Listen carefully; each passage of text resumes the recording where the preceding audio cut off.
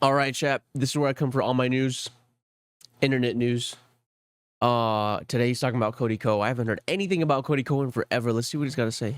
Cody Co is a YouTuber that probably doesn't need an introduction. I don't need to read the I'm excited. Wikipedia article explaining to you who he is and lore dumping. I'm sure most of you are at least loosely familiar with his content. He's been very large on the platform for years now. And recently, some disturbing allegations have come out against him. Now, the allegations against him aren't exactly brand new. They're not, fresh off the battle bus, hot drop in here out of nowhere. They've actually existed for a little while now, but never actually received a lot of coverage or a lot of attention. Kind of just been sidelined, people not knowing about it or not talking about it, until yesterday when another YouTuber named D'Angelo Wallace gave some amazing coverage breaking down the entire situation here and going over everything that Cody Co is accused of. Someone has been alleging for years now that you, one of the largest commentary creators on YouTube, knowingly committed a crime against her when she was a minor, but YouTubers and viewers alike are ignoring and discrediting these allegations solely because the person making them happens to be an unlikable woman online, Tana Mojo. Yikes. Yeah, that's some pretty awful shit right No there. way, That's a bro. huge Another allegation one? that actually has a lot of evidence backing it up, which D'Angelo Wallace covers in great detail in this video. It's not some imaginary nothing burger that someone squeaked out between their butt cheeks to try and ruin Cody Co. It's a serious accusation that appears to have a lot of evidence about it. I'm not here to accuse you of committing a crime in this video because I can't do that based on someone else's allegations. Nobody can definitively take these allegations as proof, but at the same time, they should still be looked at and not treated as an open secret and swept under the rug like you've been doing for so many years now. I think that's a great point. Oh my Even though goodness, these are still chat. allegations with nothing that's been proven, since there is so much supporting evidence around the claims, it definitely is something that needs to be examined thoroughly because it is a huge deal. And speaking of this podcast, about a month ago, she hosted a live episode in front of an audience, and the conversation turned to you. Who's the smallest you've ever had sex with? Oh my god, no one look at me, Cody Co. I can say that. I was literally 17. I can say that. This clip started making the No. rounds, and people Wait, were what? Hold understandably on. Did I hear that right? I don't really know who this Tana girl is. Literally 17. I can say that. This clip started making the rounds, and people were understandably perturbed because if Tana Mojo was 17, you would have been 25. So people started speculating, and Tana decided to set the record straight. I hooked up with Cody Co when I was 17 and he was 25. I'm going to go ahead and break down these numbers here because it seems like people are starting to struggle with math, like teriology starting to pop off with 1 × 1 = 2 and all of that. I'm just going to go ahead and explain this. 17 is less than 18. Thus, that is below the age of consent and is a crime. And I already have seen comments on this situation about 17, who gives a fuck? That's basically 18 anyway. And it's this same dog shit, brain dead, concerning mentality, like your hard drive needs to be investigated type shit. Go crazy. That we saw with Dr. Disrespect. Let him know. They're like, no one should really care that Dr. Disrespect was talking inappropriately with a 17-year-old. Even though, once again, you absolute fucking Cro-Magnon, there is no evidence that Dr. Disrespect ever talked to a 17-year-old. Not even he said that. It has only ever been stated as a minor. Everyone around Dr. Disrespect never mentioned 17. It's actual delusional Fantasyland Narnia type shit where people are trying to defend him by saying it was actually a 17-year-old 364 days old. Which is absolute fucking barnacles. Like, that's a load of fish paste. And even still, it's bad. I don't know how we've devolved so much where all of a sudden 17 is now something people try and justify. So like in this case right here, you'll have some drooling, stinky, bumbling morons in the comments saying how it's not a big deal because 17 shouldn't be an issue. You know, like, age of consent over in this region is actually 16. So really, he waited till she was old. Like, it's craziness. It's actually That's insane. It is a crime. It is a minor. Still, it's bad. Like, I don't know why that needs to be explained all of a sudden. Now, something D'Angelo Wallace does make a point of here is pointing out that Tana Mojo is not well liked. I'm sure Who even is that? On YouTube for any length of time, you've heard her name and seen a lot of less than stellar things about her. She has a history of lying and putting on a lot of bad stuff and bad behavior. However, when it comes to this claim, this doesn't appear to be something that she's just lying about for clout to try and elevate her platform on the back of Cody Co's good name or anything like that. This is a story that's been told even a few years in the past about this situation here. So this isn't something that she just pulled out of thin air. This is actually an allegation that has existed for a long time that is only just now starting to surface. She claims that not only were you fully aware of her age at the time, but someone even tried to stop you and you went ahead anyway. There was a situation with Gabby Hanna at a playlist live where she pulled him aside and told Who is him this girl? she's 17, and then we still went and hooked up. To be clear, 17 is under the age of consent in many states, including Florida, where Playlist Live used to take place. So this means that Tana Mojo is accusing you of statutory rape, and she's not trying to hide that. This isn't just some crazy tea. It was a crime. Remember how Tana said that fellow YouTuber Gabby Hanna tried to stop you before everything allegedly went down? Well, did you know that Gabby is actually on record telling the exact same story several years ago? One time, I told a guy, I saw him making out with a girl at a party who was underage, and I pulled him aside and I was like, hey man, you probably don't know, I know she like looks a little older, she's underage, watch it. And he's like, oh my God, thank you for telling me. And then he turned that. This is really... Oh really my bad. goodness. bad Oh indeed. my Pardon goodness. my Oh my potty mouth goodness. Oh here, my but goodness. This is fucking disgusting. No. Like, this is You're screwed. by far the most compelling piece of evidence presented because this is a completely separate third-party individual coming forward Which now you should with be. the same story years ago, exactly how Tana described it. Finding this clip was huge.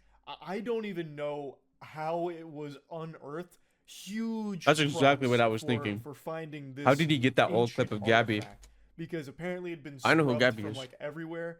I don't even know how you would have even gone about finding something like this, but I really think it is an important piece to this story. It's a very strong piece of evidence, and it should hopefully showcase that this isn't just something Tana is making up on the spot for attention or anything Wow. like that. This is something that has been talked about for years. There's a lot of comments that get shown in the video with people shitting on Tana for bringing this up, like, oh, this is prehistoric. Why would you ever bring this up now? You just want attention, you absolute harpy.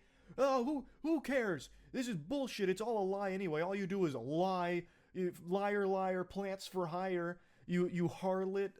Those kind of comments, like unhinged people about this. And I really think that this Gabby Hanna clip that's been provided should shut that garbage down. Of course, it doesn't prove 100%, the authenticity of everything. As D'Angelo Wallace also explains, these are still allegations. That's But so random. That is a pretty substantial piece of evidence Yep. there that should at least show why this needs to be talked about and should absolutely be addressed directly agree. by Cody. People make accusations all the I'm gonna time, look this guy up. specifically regarding things that are very difficult to prove or disprove, unfortunate as that may be. But when somebody makes an allegation and they say they have a witness, and that witness can be found telling the exact same story years before any of this came out, that's not something I can just ignore. In a situation that cannot be proven, Who is this guy, though? corroboration by a third party goes a long way. I'm not accusing you of committing a crime, but even if what Tana says is false, your silence is still grossly incompetent at best. It really is a pretty bad strategy here. This isn't something John Madden would draw Wow. on the playbook. Burying his head in the sand and hoping that the storm blows through doesn't exactly work in a situation like this. I mean, I guess it has up till this point, since so few people were aware of it. But now that it's being talked about more and more, I do think that he's going to need to come forward about all of it. There is quite a bit of time in the video dedicated to the community's response to the allegations, because it is bad how, viewers have responded to all of this.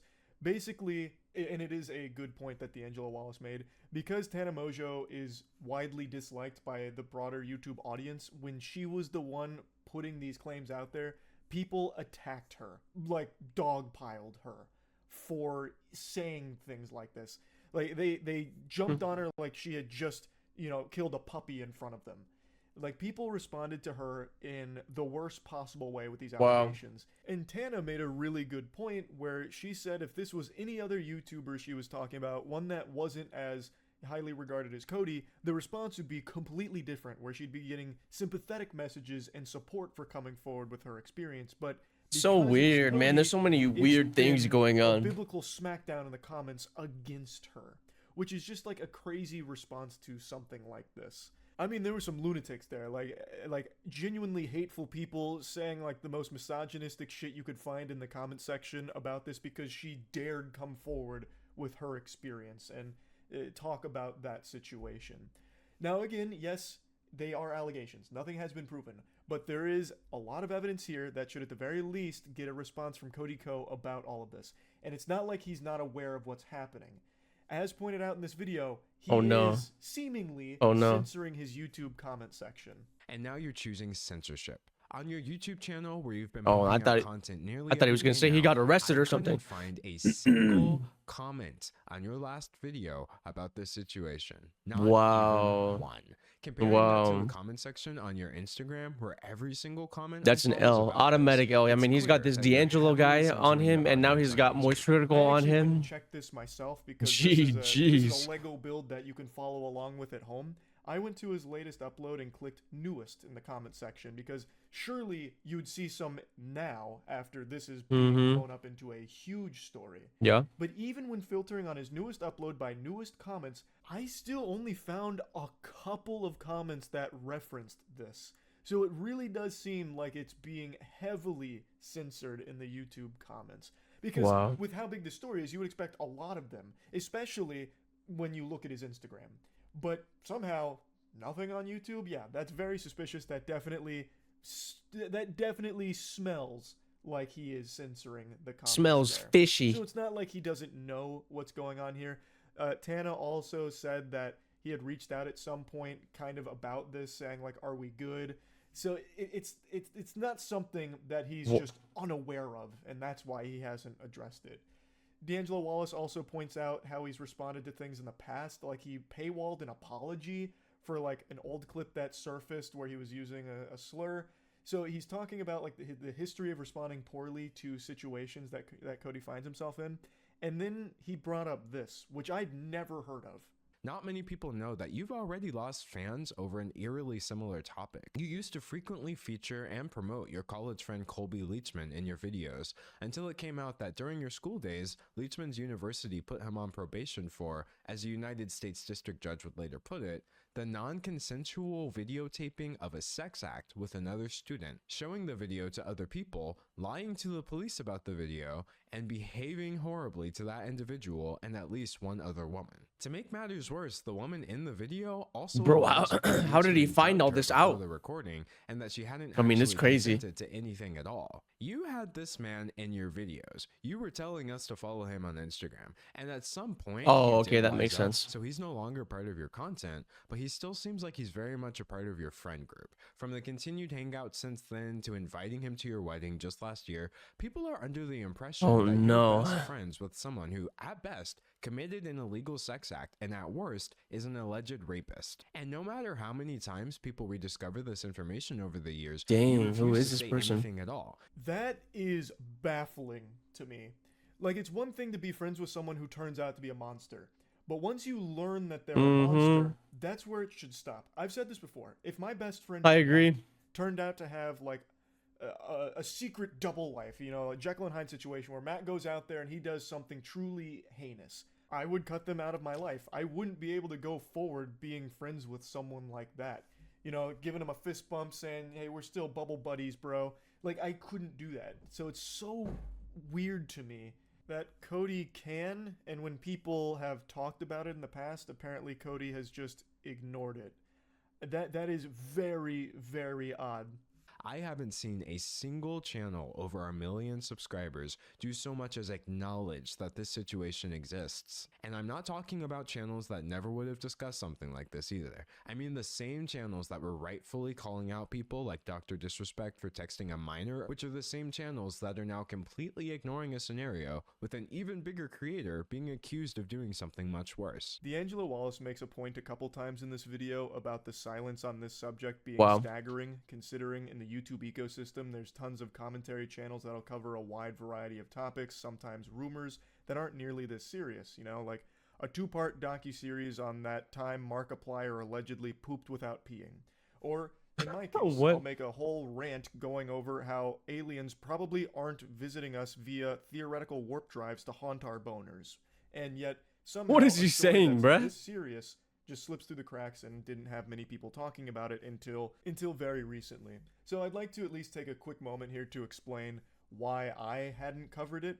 Now, I did hear the whispers about this Cody Co allegation about a week ago now, where someone in stream chat had mentioned, hey, have you heard what Cody Co apparently did with Tana Mojo? And on stream, I asked what they were talking about because I hadn't heard shit about that. Eventually, another chatter explained that I could find more information about it on Reddit because a conversation was starting to develop around those allegations. So I made like a note of it and then went to bed. The following day, I got home pretty late and then went to follow up on things from the previous night because sometimes during stream, I'll make like tabs about what people are telling me to look up. I don't do react content on stream or anything anymore, so if it's like a video that people are recommending I check out to get caught up on something or whatever, I'll make a tab for that video and then watch it when I get back to the following day. Okay, And okay. when it came to the Cody Co thing with the Reddit post, by the time I got to it, it was deleted. So I kind of assumed that maybe the claims were just baloney, and I didn't see a whole lot of chatter about it. I saw a couple of tweets that loosely talked Dang. around it vaguely, and I just didn't look into it deeper than that. And I recognize now that that was a mistake, so I'm sorry for that. But I just didn't find a lot of information at the time until, of course, last night when D'Angelo Wallace posted the video covering all of this.